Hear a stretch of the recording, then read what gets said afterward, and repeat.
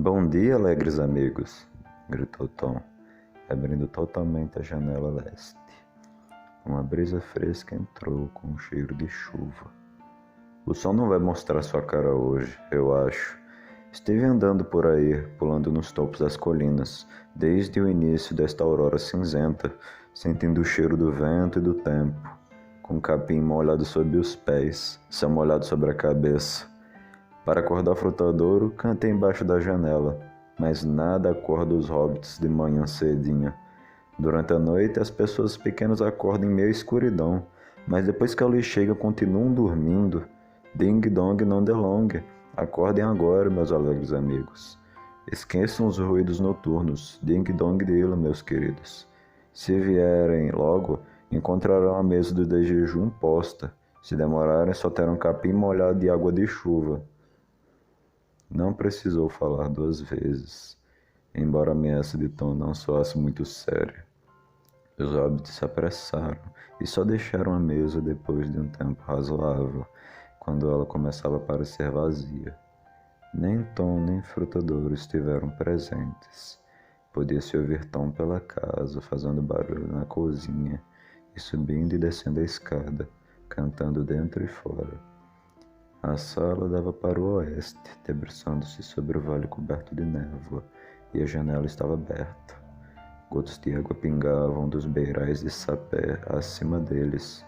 Antes que tivessem terminado de jejum, um teto inteiriço de nuvens se formou, e uma chuva vertical cinzenta começou a cair suave e continuamente. Atrás desta cortina de chuva, a floresta ficava completamente oculta. Ao olharem pela janela, os hobbits ouviram descendo pelo ar, como se acompanhasse a chuva vinda do céu, a voz cristalina de Frutadouro cantando no pavimento acima deles. Quase não conseguiam entender as palavras, mas parecia claro que era uma canção de chuva, doce como cair da água sobre topos de colinas secas. A canção contava a história de um rio, desde que minava nas montanhas até chegar ao mar bem abaixo. Os hobbits escutavam deliciados. Frodo sentia alegria no coração, agradecendo ao tempo camarada que atrasava sua partida. A ideia de partir tinha-lhe pesado no coração desde a hora que acordara, mas agora supunha que não iriam naquele dia. O vento alto se acalmou no oeste, e nuvens mais espessas e úmidas se formaram para derramar sua carga de chuva nas cabeças calvas das colinas. Não se via nada em volta da casa a não ser água caindo. Frodo parou perto da porta aberta e ficou observando a trilha caiada se transformar num pequeno rio de leite, e depois correr borbulhando até o vale. Tom Bombadil veio aos pulinhos do canto da casa, acenando com os braços como se estivesse mandando a chuva embora. E de fato, quando pulou sobre a soleira, parecia estar seco, com exceção de suas botas.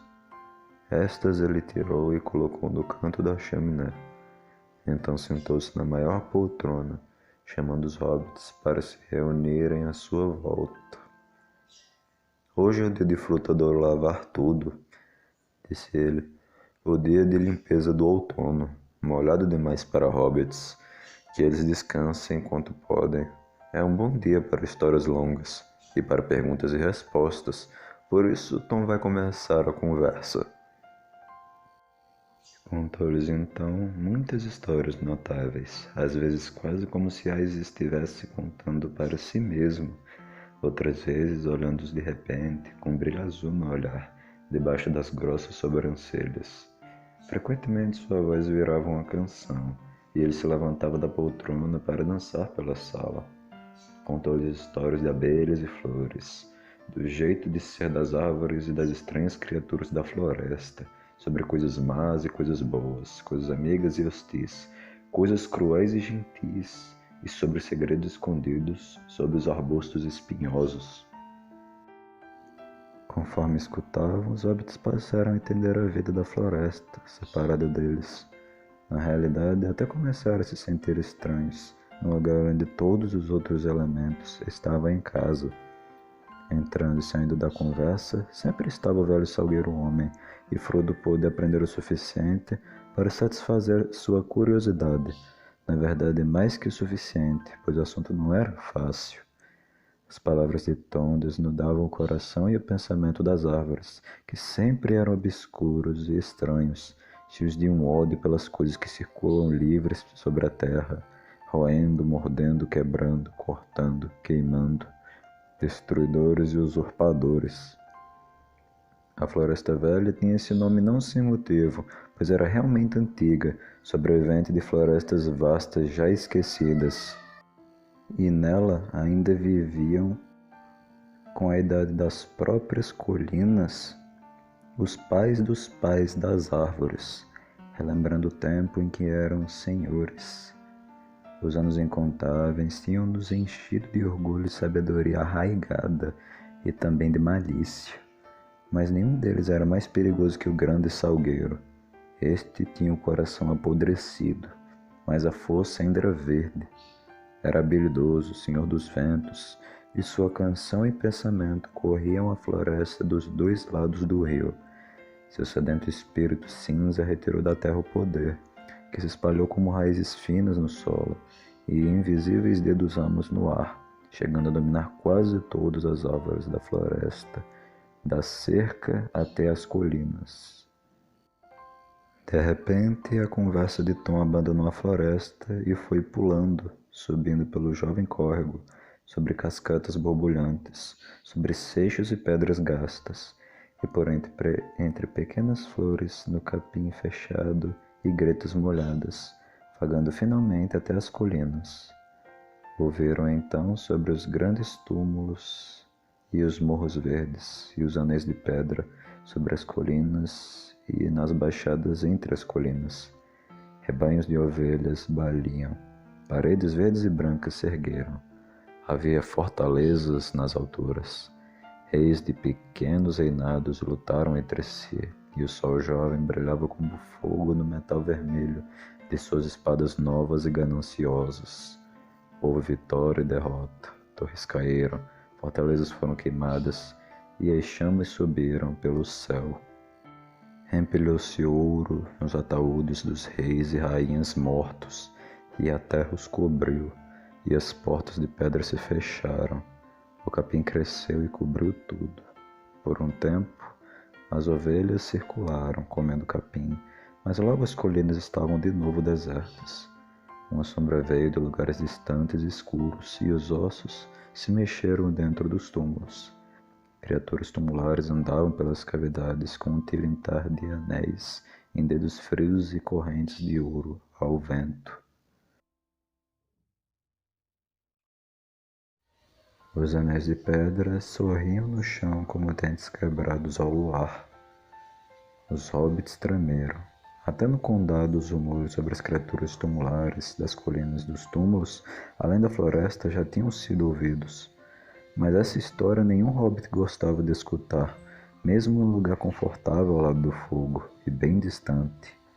Esses quatro, de repente, lembraram-se das coisas que a alegria daquela casa tinha afastado de suas mentes. A casa de Tom Bombadil se aninhava bem ali, em meio àquelas terríveis colinas. Perderam o fio da história e se agitaram inquietos, olhando uns para os outros. Quando voltaram a acompanhar as palavras de Tom, perceberam que ele tinha enveredado por estranhas regiões, além de suas memórias e de seu pensamento consciente, para tempos em que o mundo era mais vasto e os mares fluíam direto para a praia do ocidente. Tom ainda se movia de um lado para o outro, cantando luzes e estrelas antigas, de uma época em que apenas os ancestrais dos elfos estavam acordados. Então, de repente, parou e eles viram que sua cabeça caía, como se estivesse adormecendo. Os hobbits continuaram quietos diante dele, encantados. Parecia que, como se sob o encanto de suas palavras, o vento tivesse ido embora e as nuvens tivessem secado. O dia se retirava, com a escuridão vinda do leste e do oeste, e todo o céu ficou repleto da luz de estrelas brancas. Frodo não sabia dizer se havia passado ali a manhã e a tarde de um dia ou de muitos dias. Não se sentia faminto ou cansado, apenas maravilhado. As estrelas brilhavam através da janela e o silêncio do céu parecia estar por toda a sua volta. Finalmente falou, saindo de seu encantamento, com o medo repentino daquele silêncio.